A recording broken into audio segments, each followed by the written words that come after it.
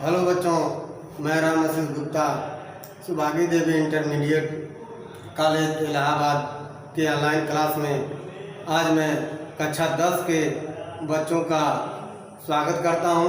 कक्षा 10 के बच्चे इस वीडियो में सामाजिक विज्ञान के अंतर्गत राजनीतिक विज्ञान को पढ़ रहे हैं। इसका पिछले वीडियो में इसके कुछ भाग को पढ़ाया जा चुका है, इसके दूसरे भाग को इस वीडियो में पढ़ाने जा रहे हैं। तो इसके पिछले वाले वीडियो में चल रहा था सत्ता की साझेदारी। सत्ता की साझेदारी आज हम आपको पढ़ाएंगे सत्ता की साझेदारी की आवश्यकता। सत्ता की साझेदारी की आवश्यकता क्या है? सत्ता की साझेदारी लोकतंत्र की आत्मा है। सत्ता की साझेदारी लोकतंत्र की आत्मा है। एक वैध सरकार वह है जो जहां भागीदारी के माध्यम से एक वैध सरकार वो है जहां भागीदारी के माध्यम से नागरिक शासन व्यवस्था से जुड़े होते हैं। कैसे जुड़े होते हैं? नागरिकों के शासन व्यवस्था से जहां जुड़े होते हैं वही एक वैध सरकार कहा जाता है। अब आता है, इसीलिए सत्ता की साझेदारी की आवश्यकता पड़ती है। अब आता है सत्ता के साझेदारी के रूप। सत्ता के साझेदारी के क्या रूप होने चाहिए? ठीक है। लोकतंत्र में लोक संपूर्ण राजनीतिक शक्ति के स्रोत होते हैं। लोकतंत्र में लोग अर्थात जन लोग या नागरिक लोग क्या होते हैं? राजनीतिक शक्ति के एक स्रोत होते हैं। लोकतंत्र में राजनीतिक सत्ता को अधिक से अधिक नागरिकों के बीच में विभाजित किया जाता है।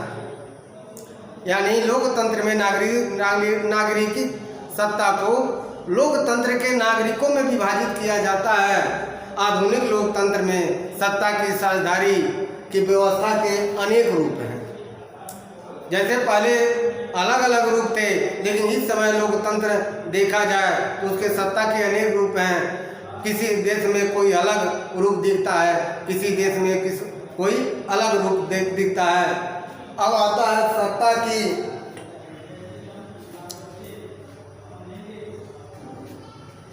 सत्ता का स्वैच्छिक वितरण।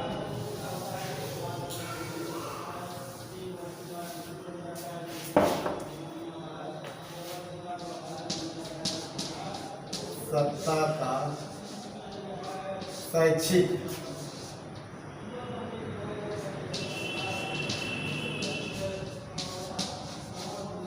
वितरण।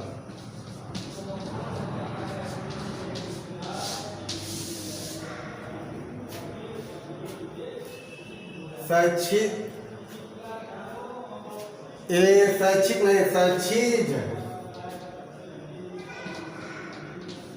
वितरण।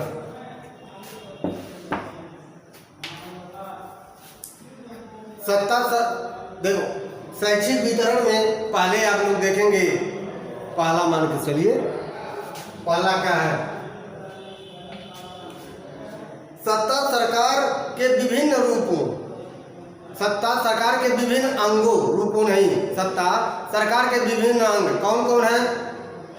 कार्यपालिका है, व्यवस्थापिका है और न्यायपालिका है। यानी सरकार के 3 अंग हैं। कौन कौन? कार्यपालिका,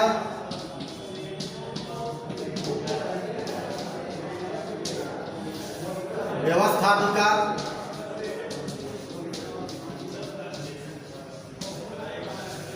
और न्यायपालिका।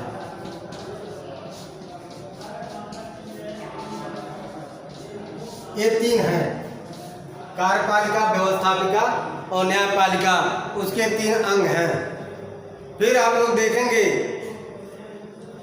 फिर दूसरे में देखेंगे आप लोग, कोई भी अंग सत्ता का असीमित उपयोग नहीं कर सकता, चाहे व्यवस्थापिका हो, चाहे कार्यपालिका हो या न्यायपालिका हो। प्रत्येक अंग एक दूसरे के कार्यों से बंधे होते हैं। चाहे विधायिका हो न्यायपालिका से बंधे होते हैं, न्यायपालिका हो विधायिका से बंधे होते हैं, कार्यपालिका हो न्यायपालिका से बंधे होते हैं, यानी प्रत्येक अंग एक दूसरे से बंधे होते हैं, तभी और एक दूसरे की व्यवस्था के बनाने में कायम भी रहते हैं। अब आता है तीसरा, देखें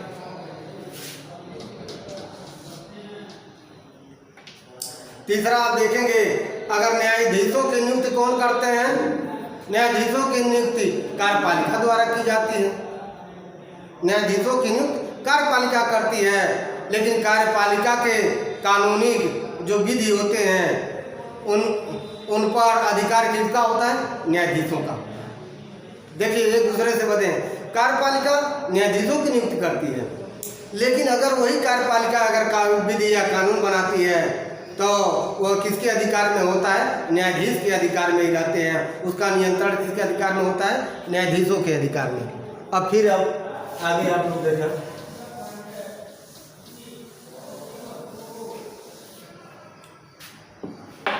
संघीय सरकार और सत्ता का विभाजन।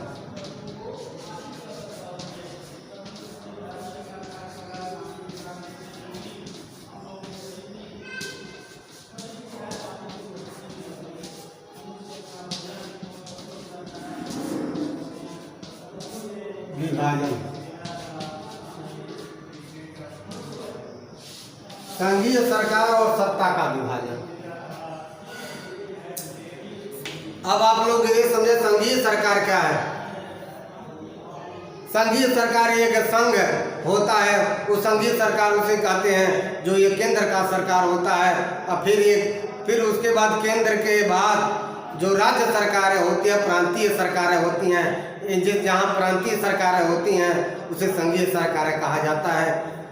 भारत में आप लोग देखेंगे तो एक यहाँ प्रांतीय सरकार भी है और केंद्रीय सरकार भी है, अर्थात भारत एक संघ शासित प्रदेश भी है। संघ शासित प्रदेश का अर्थ ये हुआ जहाँ किसी प्रांत का नेतृत्व केंद्र सरकार करता है, वो संघ शासित प्रदेश भी आते हैं।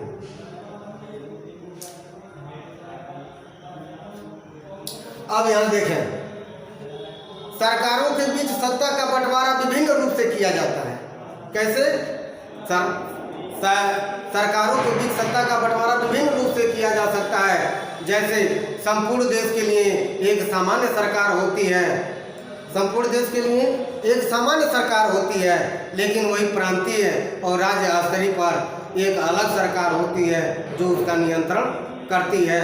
वो भिन्न भिन्न सरकार होते हैं। जैसे अपने यहाँ देखें, मध्य प्रदेश की सरकार अलग है, राजस्थान की अलग है, उत्तर प्रदेश की सरकार अलग है।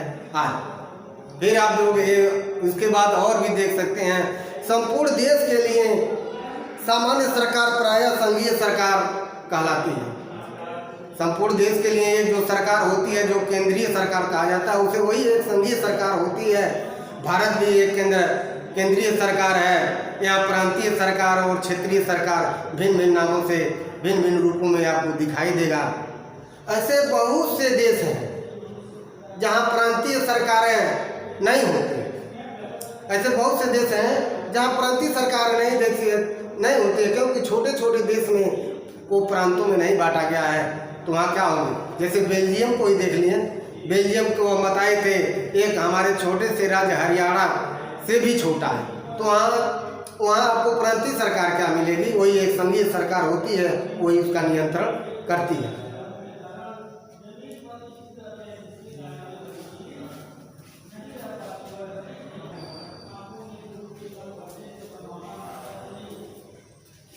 अब आपको सामुदायिक सरकार के विषय में बताने जा रहे हैं। सामुदायिक सरकार क्या होता है?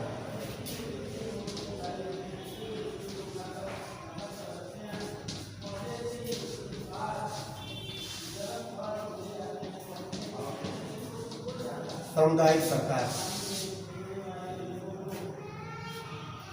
सामुदायिक सरकार आप लोग सामुदायिक सरकार सत्ता विभिन्न सामाजिक समूहों के बीच बांटा जा सकता है। सत्ता जो है विभिन्न सामाजिक समूहों के बीच में बांटा गया है।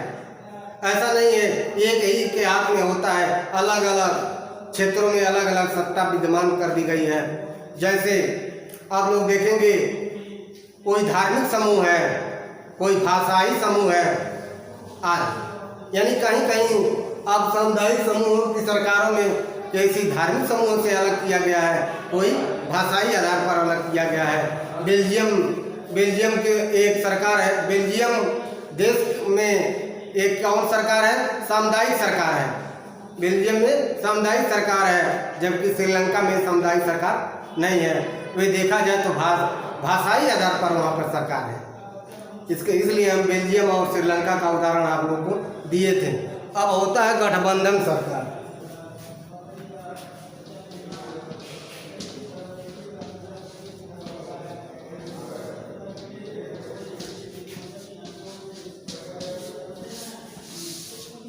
गठबंधन सरकार क्या होता है? लोकतंत्र में नागरिकों की सत्ता के लिए विभिन्न राजनीतिक दलों के विभिन्न प्रत्याशियों के बीच, उनके बीच क्या होते हैं, चुनाव की स्वतंत्रता होती है। लोकतंत्र में आप देखेंगे गठबंधन सरकार में, तो लोकतंत्र में क्या होता है, नागरिकों की सत्ता को के लिए विभिन्न राजनीतिक दल भिन्न भिन्न प्रत्याशियों के बीच उनके वे चुनाव लड़ सकते हैं, वे स्वतंत्र हो सकते हैं, स्वतंत्र रहते हैं। लोकतंत्र में यह विकल्प विभिन्न रूपों से विभिन्न पार्टियों को दिया गया है। लोकतंत्र में यह विभिन्न रूपों से विभिन्न पार्टियों को दिया गया है। ये पार्टियां अपना स्वतंत्र रूप से अपने चुनाव लड़ती हैं, और जैसे उसी में उनके क्षेत्रों को बांट दिया जाता है। जैसे एक बात बता दें आपको उदाहरण, जैसे कोई भी सरकार है, जैसे भाजपा है तो एनडीए सरकार है, एनडीए में 3-4 पार्टियां हैं। जैसे उसी तरह कांग्रेसाई भी है, ये भी कई पार्टियों को लेकर लड़ती है। तो एक दल में जो कई दलों को मिलाकर चुनाव लड़ते हैं, और फिर सरकार भी कई लोग मिलकर बनाते हैं, जिनमें प्रत्येक दल के सहभागिता होती है। वो उससे जो सरकार बनती है वो क्या है, गठबंधन सरकार कहा जाता है। यानी उसमें जितने भी दल हैं, सभी दलों के एक सदस्य, 2 सदस्य, 4 सदस्य जो जैसे होते हैं, उनके सदस्यों को मंत्री पद प्रदान किया जाता है। वे अपने अनुसार, वे अपने नियमानुसार करते हैं, वे बाध्य भी नहीं होते हैं, वे अपने स्वेच्छानुसार कर लेते हैं। अब आता है विभिन्न हित समूह।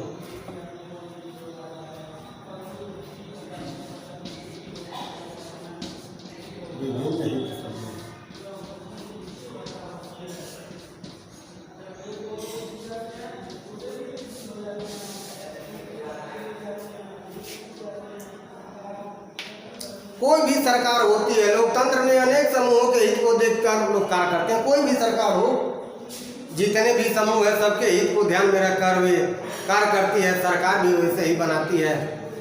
ये नहीं जो किसी समूह को नगण्य किया जाए, ऐसा नहीं होता है। जैसे अब कौन कौन से समूह होते हैं लगभग आपको बता दें। जैसे एक व्यवसायिक समूह होते हैं, जिसे व्यापारी समूह कहा जाता है। एक उद्योगपतियों का भी एक समूह होता है, औद्योगिकों का भी एक समूह होता है, कर्मचारियों का भी एक समूह होता है, किसानों का भी एक समूह होता है। कई समूह बताए, व्यापारियों का, व्यवसायियों का, कर्मचारियों का और किसानों का, उद्योगपतियों का, ऐसे समूह होता है। तो जो सरकार होती है वो सबके हित में कार्य करती है। अगर किसी के हित में अगर कार्य न कर पाए सरकार, तो उस समूह के लोग विरोध करने लगते हैं। विरोध करते करते विद्रोह पर उतारू हो जाते हैं, और सरकार को गिराने पर मजबूर हो जाते हैं। इसलिए कोई भी सरकार होती है, विभिन्न जो भी समूह होते हैं, सबके हित में कार्य करती है। इस प्रकार अब आप सभी बच्चे इस सामाजिक विज्ञान के अंतर्गत सत्ता की साझेदारी नामक चैप्टर को पढ़ लिए हैं। हम यही आशा करते हैं कि आप लोग इसको समझ भी लिए होंगे। अब इसका वर्क जो भी दिया जाएगा उसको आप लोग सही सलामत करिएगा। तब तक के लिए धन्यवाद।